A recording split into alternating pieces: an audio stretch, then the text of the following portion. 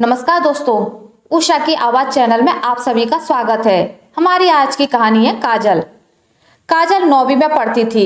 साधारण नए नक्श वाली काजल घर का सारा काम निपटाकर विद्यालय आती थी। 5वीं में थी तब पिता चल बसे थे। माँ को घर खर्च चलाने के लिए मजदूरी करनी पड़ती थी।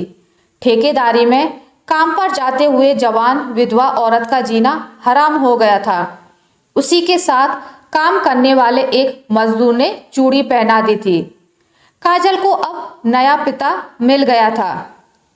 पढ़ाई में बहुत अच्छी नहीं होने पर भी उसकी आगे पढ़ने की ललक थी।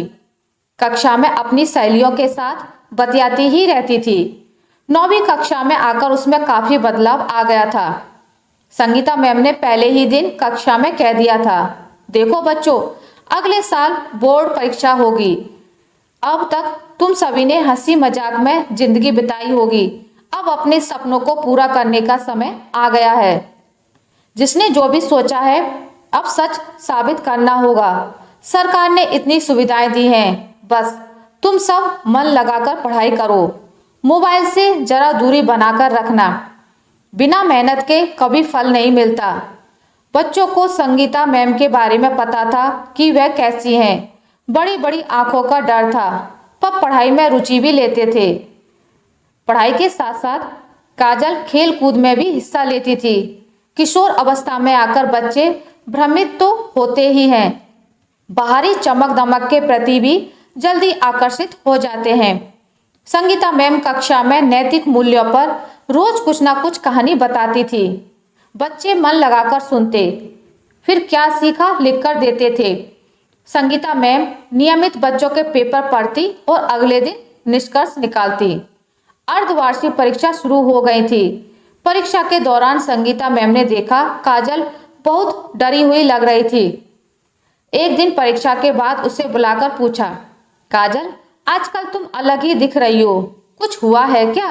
काजल ने कहा, नहीं मैम, आजकल माँ की तबीयत ठीक नहीं रहती। मुझे सब काम करना पड़ता है, थक जाती हूँ।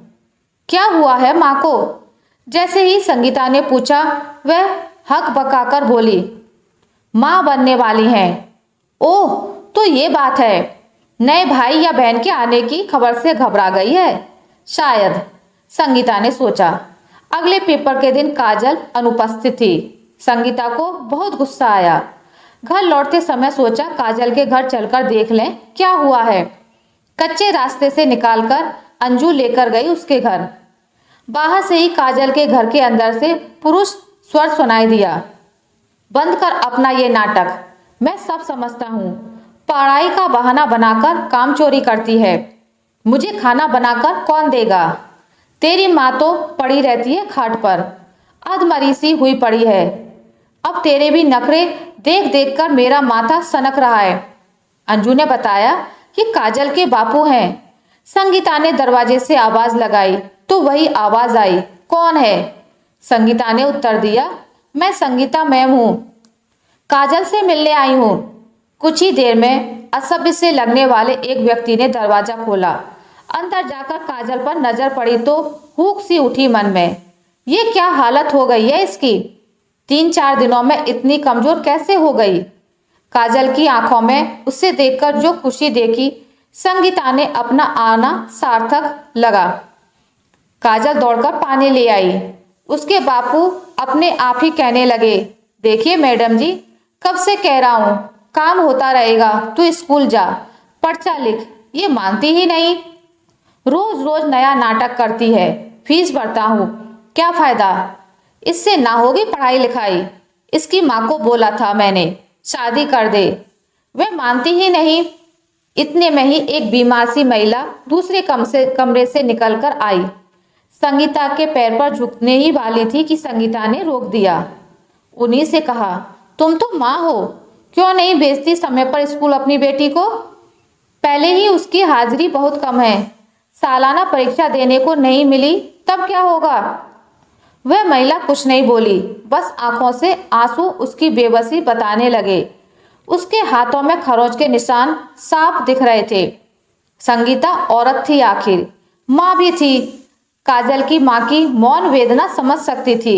इस दौरान काजल ने एक शब्द भी नहीं कहा। काली चाय बनाकर लाई और चुपचाप खड़ी हो गई। संगीता अब और नहीं रुकना चाहती थी, बाहर निकल आई।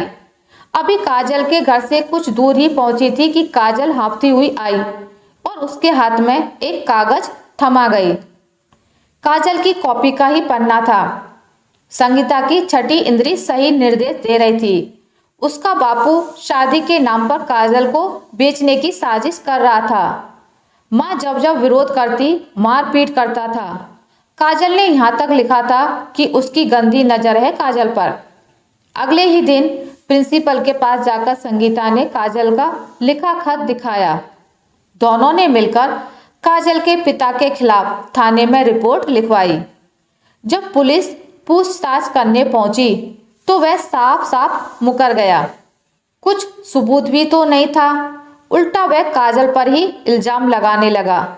साहब, ये लड़की अपने लक्षण दिखा रही है, हमारी चिंता नहीं है, आज़ादी चाहती है, पढ़ाई लिखाई के नाम पर बेवकूफ़ बना रही है हमें। आप चाहें तो पूछ लीजिए इसकी माँ विमला से। पुलिस के सामने एक माँ झूठी बन गई और एक बीवी जीत गई। पुलिस ने अपने हाथ खींच लिए। संगीता को प्रिंसिपल सर के सामने काफ़ी शर्मिंदगी महसूस हुई। सहकर्मियों ने भी समझाया, मैडम आप जानती नहीं हो ऐसे लोगों को, इनका ये नाटक रोज का है, जैसा बाप वैसी माँ और बेटी भी वैसी। इस घटना के बाद काजल स्कूल आई ही नहीं। संगीता को भी सबने मना किया घर जाने को। अच्छे आदमी नहीं थे उसके पिता। वार्षिक परीक्षा से पहले संगीता को काजल की फिर चिंता हुई। अंजू के हाथ संदेशा भिजवाया। अगले दिन काजल आई। छुट्टी के समय उसके पिता ने आकर फिर हंगामा किया। मैडम जी, आपकी शय पाकर यह अब घर में मुझसे लड़ाई करने लगी है, मारपीट भी करती है। जल्द ही इससे इसकी नानी के घर भेज दूंगा, अब बस और नहीं पढ़ाना इसे। कहते कहते मगरमच्छी आंसू निकलने लगे उस मक्कार की आंखों से। संगीता आज फिर शर्मिंदगी महसूस कर रही थी। नहीं, अब वह बेवकूफ नहीं बनेगी। एक रोशनी को समय से पहले नहीं बुझने दिया जा सकता। वह काजल को पढ़ने से नहीं रुकने देगी। काजल वार्षिक परीक्षा जैसे तैसे देकर अब स्कूल छोड़ने वाली थी। संगीता की अंजू ही खबरी थी। उसी ने बताया कि काजल के बापू 1-2 दिन में काजल को कहीं भेज रहे हैं। अंजू की मदद से संगीता ने काजल की मां को समझाया। रात में काजल को किसी आदमी के साथ बेचकर कहीं और भेजने वाला था वह पापी।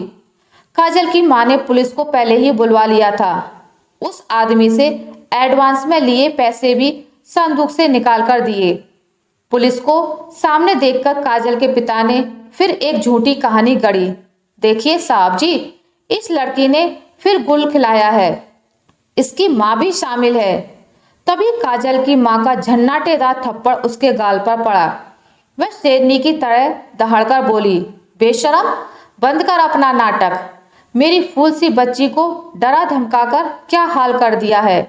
तेरी बीवी बनकर मैंने अपनी बेटी की खुशी छीन ली। साहब जी, इसकी खुद की नज़र है काजल पर। वो तो मैडम जी पुलिस के पास चली गई तो डर गया। हमेशा खुद नाटक करता रहा, पैसों की तंगी बताता रहा, अब मेरी बेटी को बेचना चाहता है। काजल दौड़कर बाहर निकली और दूर खड़ी संगीता के पास जाकर उनके पैरों से लिपटकर रोने लगी। ऐसा लगा जैसे मातम हुआ हो। अपने मन का सारा गुब्बार निकाल लिया उसने। काजल अपनी मैडम के पैरों में अपनी कमजोरी बहा रही थी। पुलिस ने काजल के पिता को अरेस्ट कर लिया। सजा तो होगी, काजल ही गवाही देगी। बालिग नहीं है वह, फिर कैसे शादी कर सकता है। काजल कल से अब फिर से स्कूल आएगी, रोज आएगी। उसे तो किसानी पढ़नी है, एग्रीकल्चर पढ़ेगी, विदेश जाएगी पढ़ने। संगीता को खुशी हुई कि अब काजल के जीवन का रावण दूर हो चुका था। आशा करती हूँ आपको मेरी आज की कहानी अच्छी लगी होगी। अगर आपको मेरी कहानी अच्छी लगी है तो इसे लाइक करें, ज़्यादा से ज़्यादा शेयर करें, और अगर आप मेरे चैनल पर नए हैं तो इसे सब्सक्राइब करना ना भूलें। मिलते हैं एक नई कहानी के साथ, तब तक के लिए नमस्कार।